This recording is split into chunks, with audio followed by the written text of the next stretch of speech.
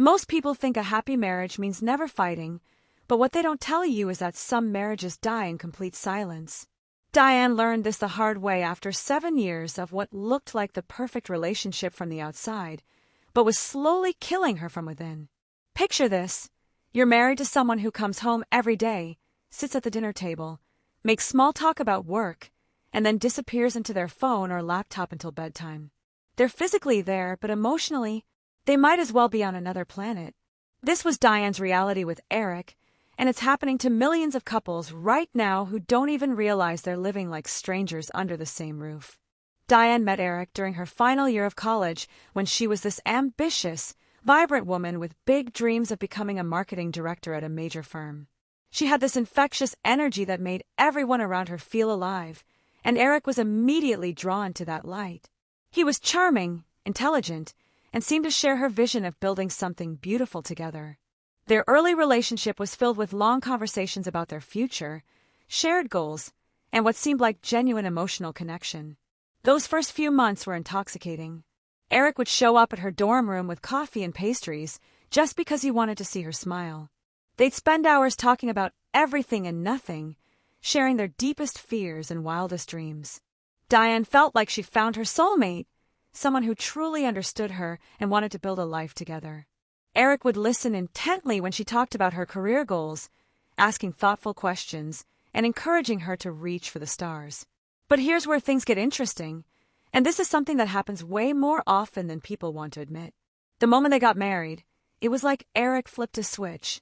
The man who used to call her just to hear her voice suddenly became someone who barely looked up from his phone during dinner. The guy who used to plan surprise dates started treating their relationship like a business arrangement that required minimal maintenance. At first, Diane thought it was just the stress of planning the wedding and adjusting to married life. She told herself that once they settled into their routine, Eric would go back to being the attentive, caring partner she'd fallen in love with.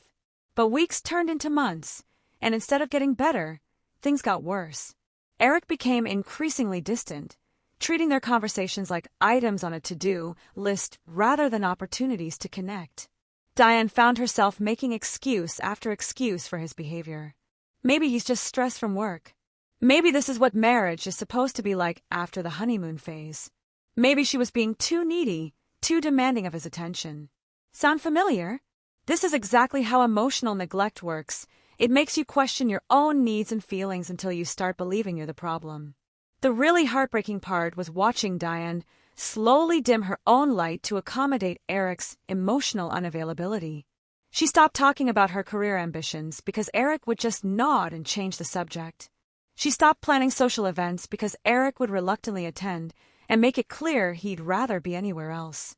She even stopped expressing her feelings because Eric would either dismiss them or make her feel guilty for having them in the first place.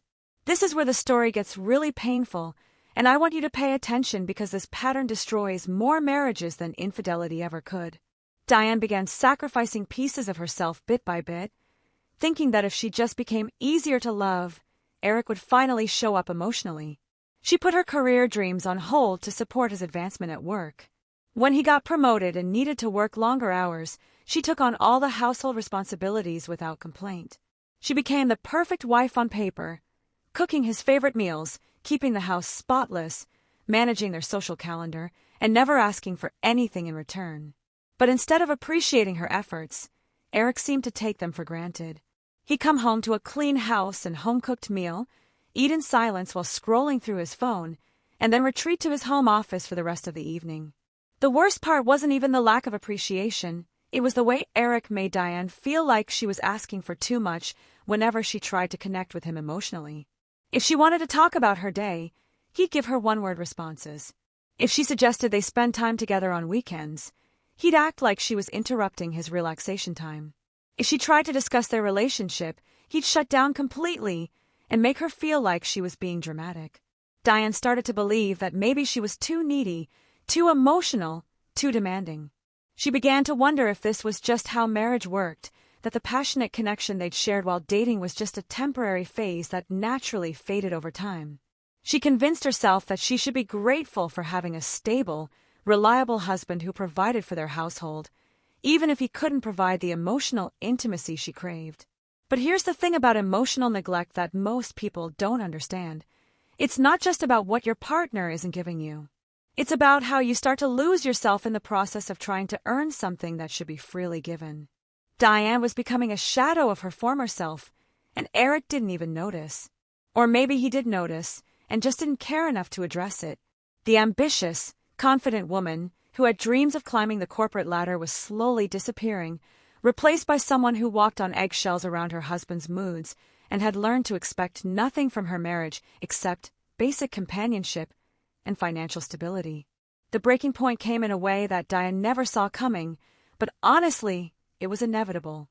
Eric started working late more frequently, and when he did come home, he seemed even more distant than usual. He'd get mysterious phone calls that he'd taken another room, and his phone suddenly became off-limits in a way it never had been before. Diane's intuition was screaming that something was wrong, but she'd been trained to doubt her own feelings for so long that she almost convinced herself she was being paranoid.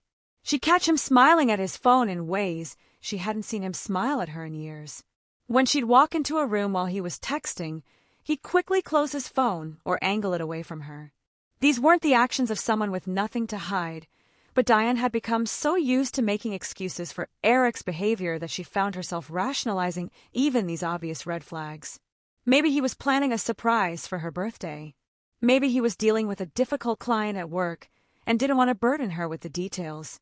Maybe she was just being insecure and reading too much into innocent interactions. This is what emotional neglect does to you. It makes you question your own reality until you can't trust your own instincts anymore. The signs became impossible to ignore when Eric started taking overnight business trips that he'd never mentioned before. He'd pack his bag with unusual care, making sure his appearance was perfect in a way that seemed excessive for client meetings.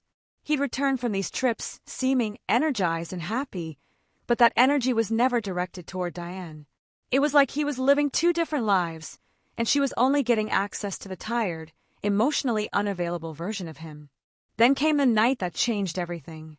Eric forgot to close his laptop after what he thought was a quick trip to the bathroom, and there it was, months of messages between him and Jenny, his ex-girlfriend from college. They weren't just catching up like old friends. These were intimate conversations filled with emotional vulnerability that Eric had never shown Diane. He was sharing his fears, his dreams, his deepest thoughts with Jenny while giving Diane nothing but scraps of his attention. The messages revealed something even more devastating than a typical affair.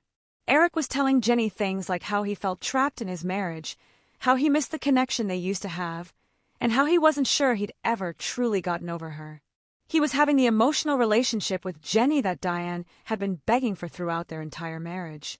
While Diane was making herself smaller and smaller to accommodate his emotional unavailability, Eric was pouring his heart out to another woman. But wait, it gets worse. The messages showed that Eric had been planning to meet Jenny during his supposed work trips. He was living a double life, where Jenny got the emotionally present, vulnerable version of him, while Diane got the cold, distant stranger who came home each night. The man who claimed he didn't know how to express his feelings was writing poetry to his ex-girlfriend about how much he missed her. Reading those messages was like discovering that your entire marriage had been a lie. Eric wasn't emotionally unavailable, he was emotionally unavailable to Diane. He was perfectly capable of deep connection, vulnerability, and intimacy. He had just chosen not to share any of that with his wife. Every time Diane had asked for more emotional connection, and he'd claimed he didn't know how to give it, he was lying. Every time he'd made her feel needy for wanting basic emotional intimacy, he was actively giving that intimacy to someone else. The worst part was reading Jenny's responses, which showed that she knew Eric was married but didn't seem to care. She was encouraging his emotional affair, telling him how much she'd missed him too, and even suggesting that maybe they'd made a mistake by not ending up together. These weren't innocent conversations between old friends. This was a full-blown emotional affair that had been going on for months. Diane sat in her kitchen at 2 a.m, reading through months of messages that revealed the depth of Eric's betrayal. She felt physically sick as she realized that every time she tried to connect with him emotionally, he'd been saving that energy for Jenny. Every time she felt lonely in her marriage, Eric had been having meaningful conversations with another woman. Every time she'd wondered if she was asking for too much, Eric had been proving that he was capable of giving everything she needed, just not to her. The messages also revealed the extent of Eric's manipulation. He'd been complaining to Jenny about how demanding Diane was, how she never understood him, and how difficult it was to be married to someone who expected so much from him emotionally. He was painting Diane as the villain in their marriage while positioning himself as the victim of her unreasonable expectations. This man who couldn't remember to ask Diane about her day was spending hours crafting heartfelt messages to his ex-girlfriend. But here's what really broke Diane's heart. Reading Eric's messages to Jenny showed her exactly who he could be when he wanted to be. He was funny, thoughtful, emotionally intelligent, and deeply caring. All the qualities she'd fallen in love with were still there, but he'd chosen to share them with someone else.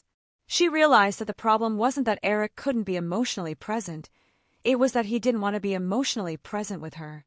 The discovery didn't just break Diane's heart, it shattered her entire understanding of their relationship. She realized that she'd been fighting for a connection that Eric had been actively giving to someone else.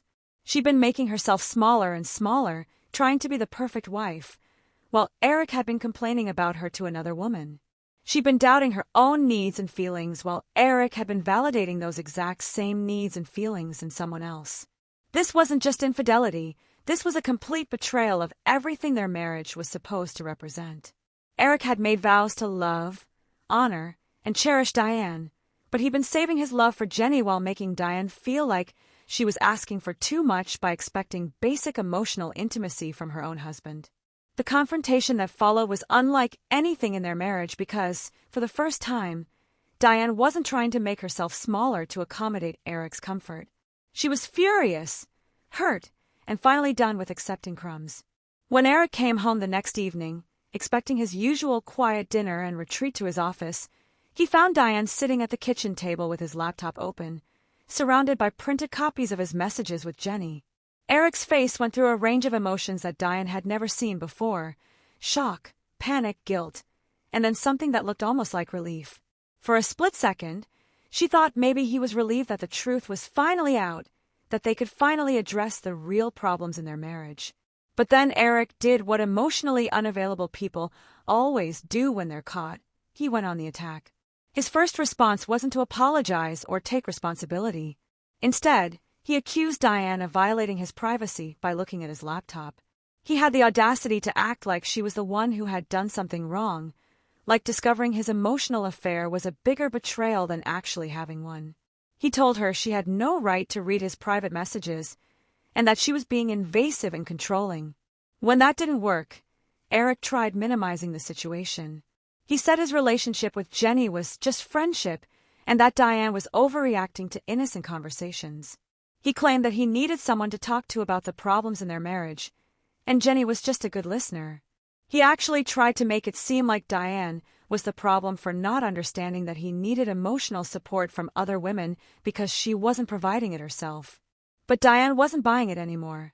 She had read months of messages where Eric poured his heart out to Jenny in ways he'd never done with her. She'd seen him write poetry about missing Jenny, plan secret meetings with her, and complain about his marriage like he was trapped with someone he couldn't stand.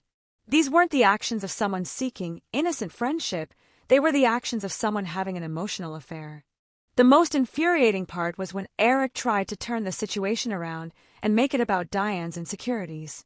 He said she was being jealous and possessive, that she couldn't handle him having female friends, and that her reaction proved why he couldn't be emotionally open with her. He was literally using her pain about his betrayal as evidence that she was the problem in their marriage. This is where many women make the mistake of fighting for a relationship that's already over. They beg, plead, and try to convince their partner to choose them over the other person. They make themselves smaller, promise to change, and take responsibility for their partner's betrayal. But Diane had been through enough therapy and self-reflection to recognize that the real issue wasn't Jenny. It was Eric's fundamental inability or unwillingness to be emotionally present in his marriage. She told Eric that she wasn't going to compete with Jenny for his emotional attention. She wasn't going to beg him to choose her over another woman. She wasn't going to make herself smaller so that he could continue treating their marriage like a convenience while getting his emotional needs met elsewhere. For the first time in their marriage, Diane was setting a boundary and sticking to it. Eric's response to Diane's boundary was to double down on his manipulation. He accused her of being dramatic, of not understanding how marriages work, and of expecting too much from him. He said that all marriages go through rough patches and that she was being unrealistic to expect the same level of emotional connection they'd had while dating. He was essentially telling her that emotional neglect was normal and that she was wrong for wanting more. But here's what Eric didn't understand. Diane wasn't asking for the impossible. She wasn't expecting constant romance or